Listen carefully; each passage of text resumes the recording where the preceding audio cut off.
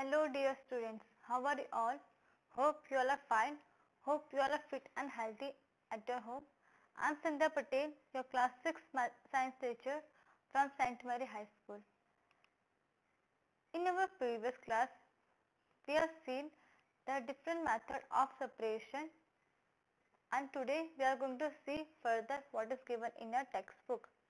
Evaporation. Now this thing is been given in your textbook.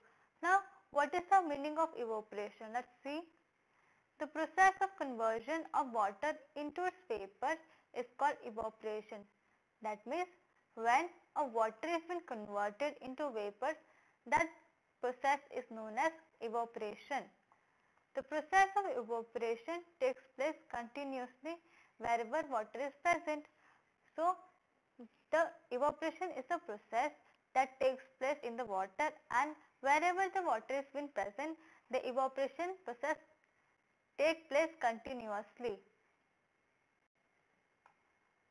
Now, have you ever thought that where does the salt comes from? Do you know that where does the salt come from? We know that in some area you might have seen that the salt is been produced, been obtained through the sea. Now how the process actually works, how we are collecting the salt from the sea. Let's see how we are collecting the salt from the ocean. Let's see. Where do you think salt comes from? We know that it comes from the sea. Sea water contains many salts mixed in it.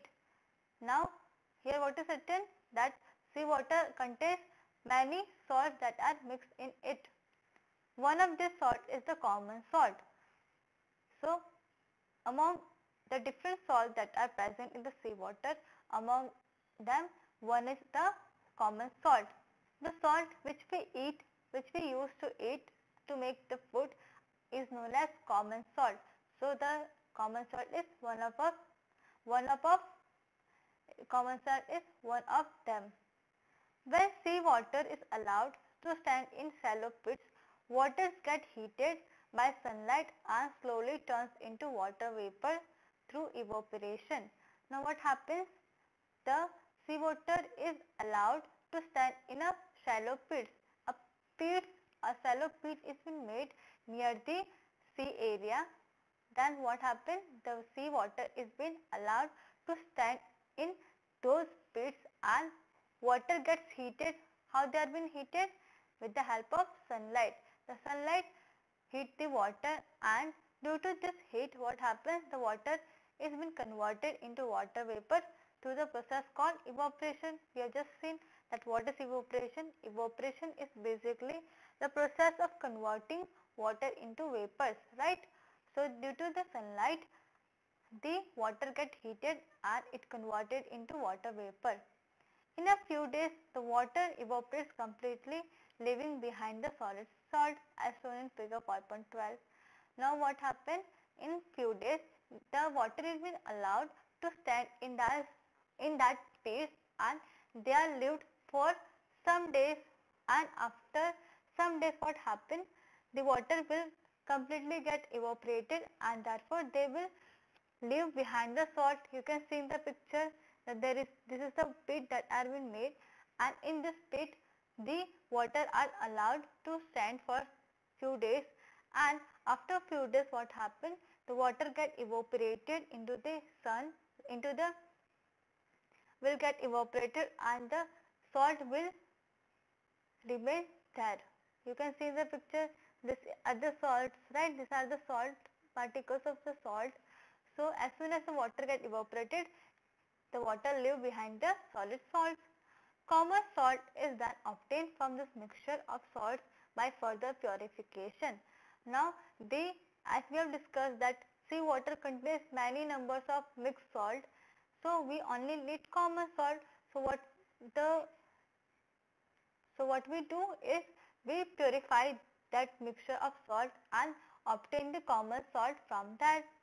So this is how the evaporation is being used in the real life,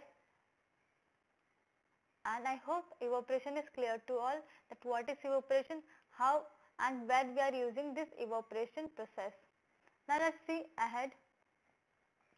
Condensation. Have you heard condensation? Have you heard this word before? See, condensation is exactly opposite of evaporation. In evaporation, what we do, what is happening? The water is being converted into vapor, and that process is called evaporation. But condensation is exactly opposite of the evaporation. What happens is that is, let's see, the process of conversion of water vapor into its liquid form is called condensation. So I have just told that it is opposite of evaporation. So in this, what happened?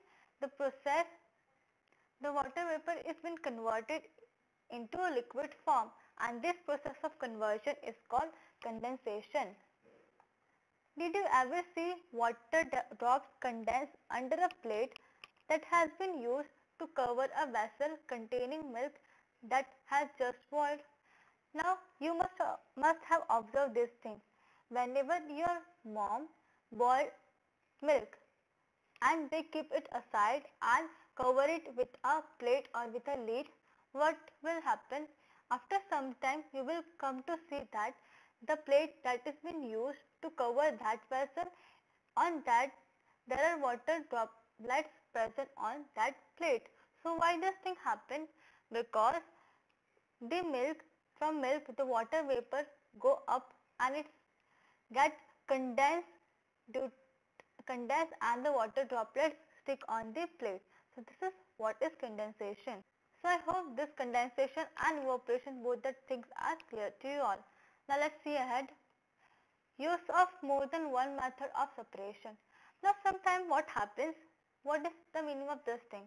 It means that sometimes what happens, that only one technique, only one method of separation is not enough to separate things.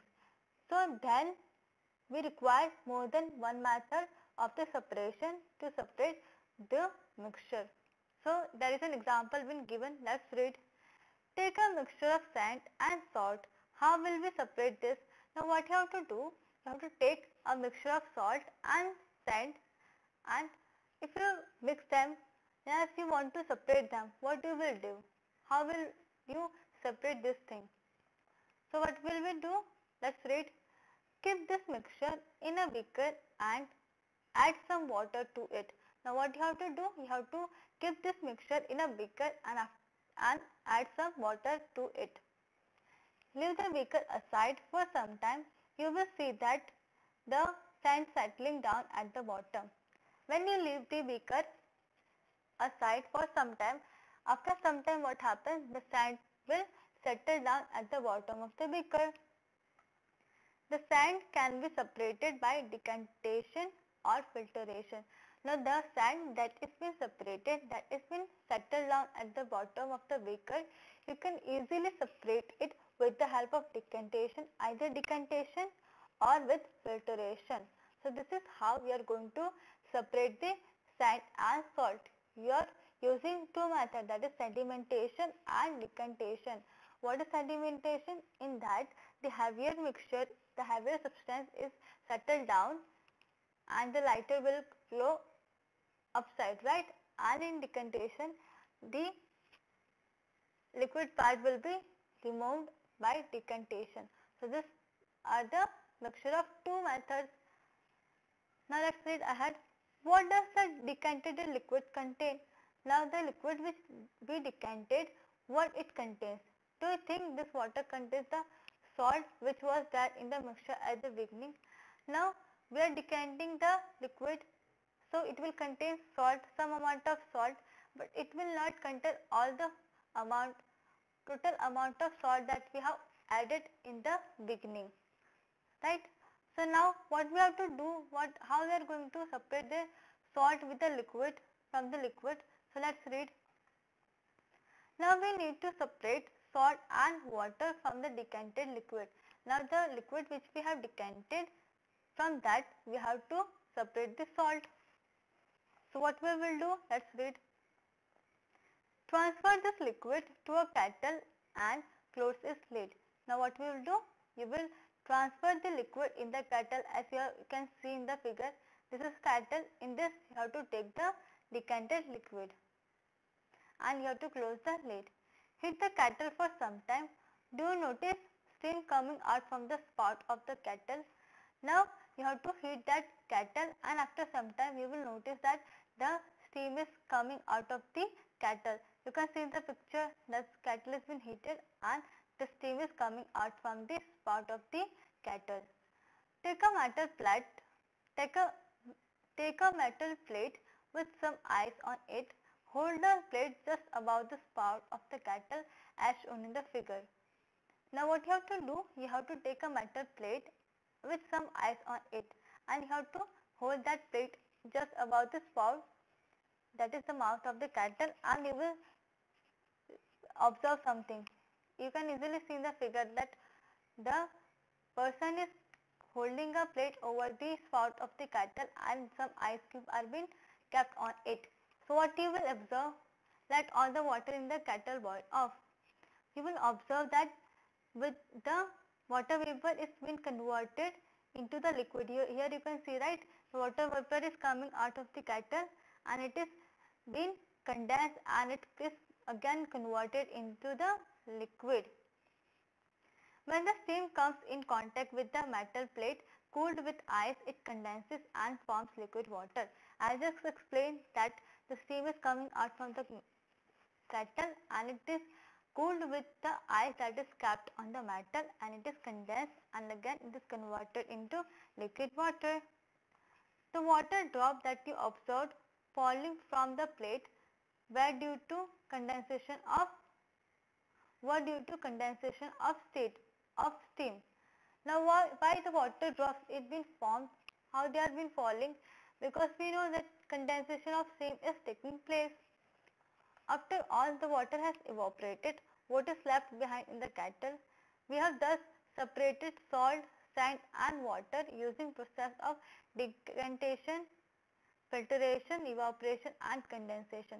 When all the water that is present in kettle will evaporate, in the kettle salt will be left out. So we are in the separation of the salt, sand and water. Which process we have used? We have used decantation, filtration, evaporation and condensation. So we are using more than one method. So this is how in some cases more than one method of separation is being used to separate different substances. So I hope this is clear that how we are using the different more than one method of separation while separating certain substances in certain cases. So for today this much only. In our next class we will see what is given ahead in the textbook. So thank you so much.